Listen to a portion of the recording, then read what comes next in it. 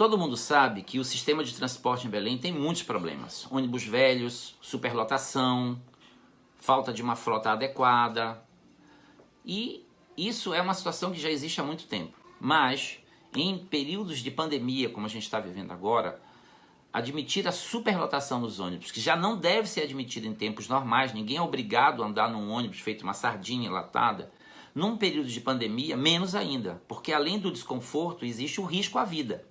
Então, nesse sentido, no ano passado, em 2020, em março de 2020, eu dei entrada numa representação no Ministério Público para garantir uma frota adequada, evitando assim a superlotação dos ônibus. E agora, em março de 2021, eu dei entrada numa ação no Tribunal de Justiça do Estado para que os empresários sejam obrigados a cumprir aquilo que eles assinaram, que é um acordo de que não pode haver superlotação nos ônibus.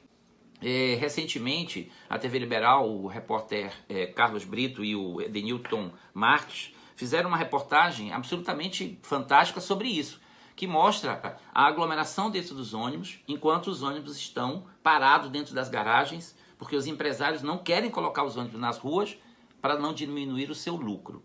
Mas eu recebi um ofício do Sindicato das Empresas de Transporte de Belém, o CETRANSBEL, dizendo que tem um estudo da Associação Nacional de Transportes Urbanos, que é o Sindicato Nacional dos Empresários de Ônibus, dizendo que esse estudo aponta que o transporte público coletivo não é vetor de contaminação. Bom, eu fui atrás do estudo dessa nota técnica da NTU, e ela diz uma coisa um pouco diferente. Ela diz que, de fato, né, não pode comprovar que o ônibus é um vetor de transmissão e de contágio da Covid-19, mas também diz...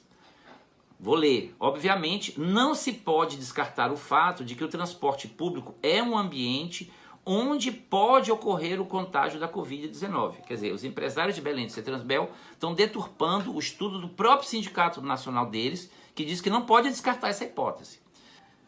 Isso é um absurdo. Isso é ilegal, é um absurdo e atenta contra a vida da nossa população. Nós estamos chamando esses empresários que lucraram muito durante muitos anos a fazerem a sua cota de sacrifício. Porque Belém, os trabalhadores e trabalhadoras de Belém já estão fazendo a sua cota de sacrifício, assim como a população do Pará, do Brasil e do mundo inteiro está fazendo.